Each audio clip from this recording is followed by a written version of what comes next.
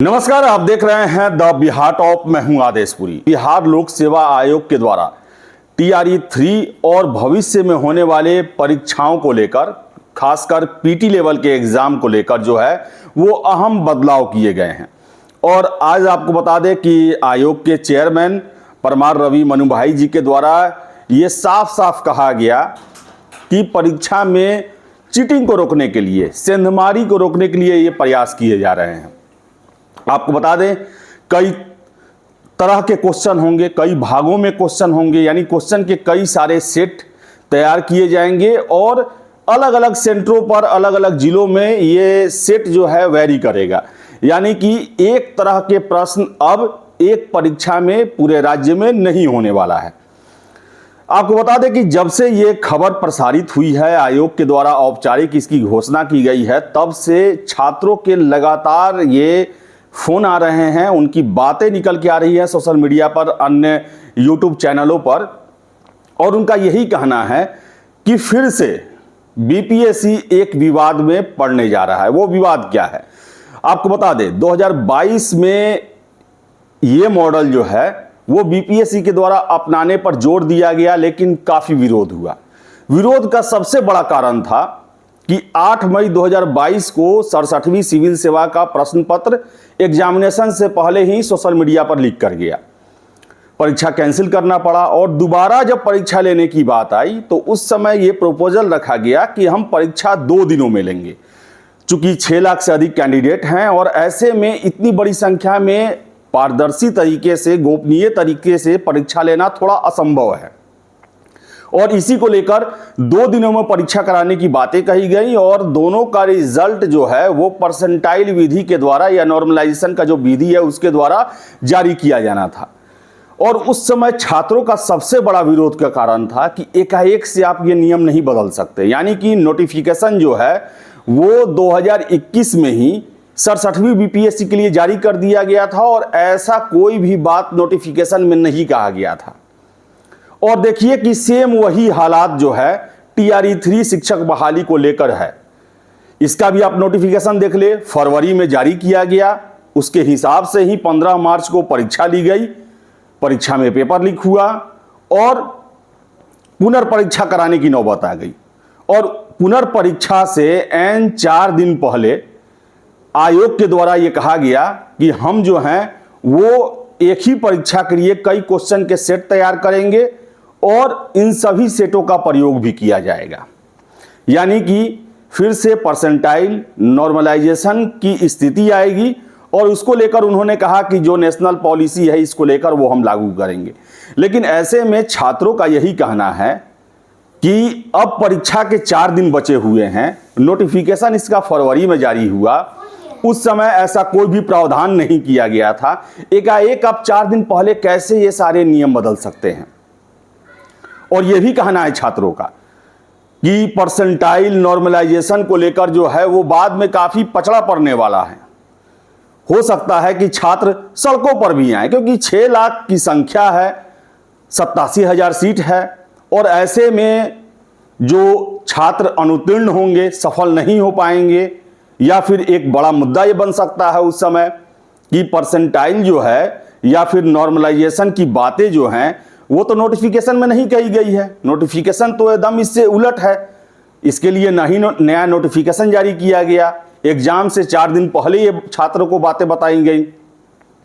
और एक और बात छात्रों का कहना है कि BPSC में ये लागू करने का मतलब था, जो 67वीं सिविल सेवा था उसमें 6 लाख कैंडिडेट थे, लेकिन इसमें भी 6 लाख कैंडिडेट है, लेकिन एक दिन 6 लाख कैंडिडेट का एग्जाम नहीं होने वाला है।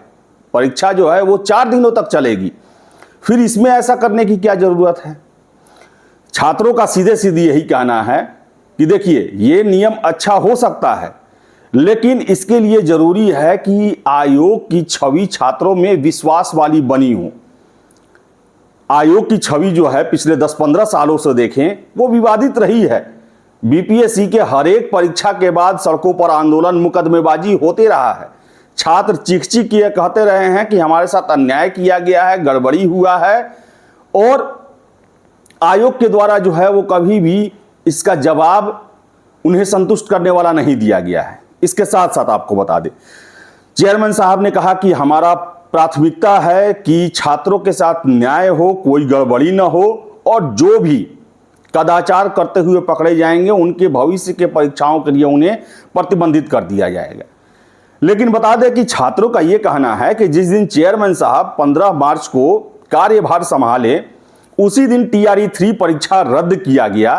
270 से अधिक लोग हजारीबाग में सेटिंग करवाते हुए पकड़े गए, क्वेश्चन का आंसर रटते हुए पकड़े गए। उनको प्रतिबंधित क्यों नहीं किया गया? उनको लेकर आयोग खामोश क्यों है, जबकि बहुत सारे प्लेटफॉर्म से इन बातों को उठाया गया। 271 लोग जेल गए, जमानत पर छूटे हुए हैं। EOU के पास प्रमाण है कि उनके पास प्रश्न जो पूछे गए थे एग्जामिनेशन में वो थे, उनके पास उत्तर उनके पास थे, तो उनको आयोग ने अब तक क्यों नहीं प्रतिबंधित किया? छात्र ही हमसे प्रश्न पूछ रहे हैं। उनका कहना है कि अगर आयोग कदाचार को लेकर इतना जागरूक है तो उन्हें प्रतिबंधित कर देना चाहिए था। अब कदाचार की बात कर रहे हैं और 19 जुलाई से होने वाले परीक्षा में वो 271 भी शामिल होंगे। किस आधार पर परीक्षा केंद्रों पर उन्हें रोका जा सकता है, या किन आधार पर आयोग जो है उनका एडमिट कार्ड जारी करने से मना कर सकती है, जबकि आयोग के द्वारा यह फैसला ही नहीं लिया गया। जबकि पिछले साल ही देखें हम, छोटी छोटी बातों पर आयोग के द्वारा प्रतिबंधित किया जा रहा था, और इतना बड़ा कांड करने वाले जो हैं वो आजाद घूम रहे हैं, फिर से परीक्षा में शामिल होंगे, उन पर क्यों नहीं कार्रवाई की गई?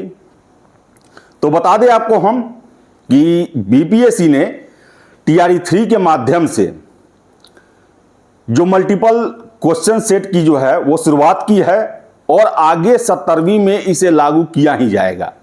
कहा जाए तो एक टेस्टिंग ग्राउंड है TRE 3।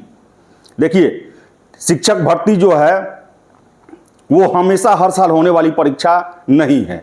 ये सरकार का विशेष प्रायोजित परीक्षा स्कीम है जिसमें ज़्यादा से ज़्यादा लोगों को रोजगार देना है। ये हर एक साल होने वाली परीक्षा नहीं है जैसा विशेषज्ञ कहते हैं, लेकिन सिविल सेवा जैसे परीक्षा जो है वो हर एक साल होते हैं, हमेशा चलते रहते हैं, और उसमें ये पॉलिसी अपनाया गया है।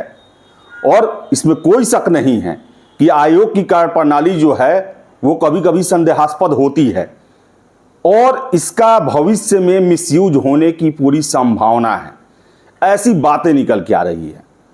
आशा हम करेंगे कि आयोग छात्रों को संतुष्ट करने में सफल हो, या फिर छात्र जो है आयोग को समझाने में सफल हो।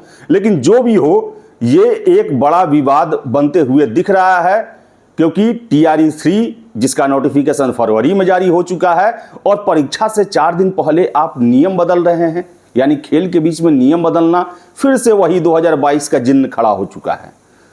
और अब देखने वाली बात है कि आयोग जो है कैसे इसको मैनेज करता है।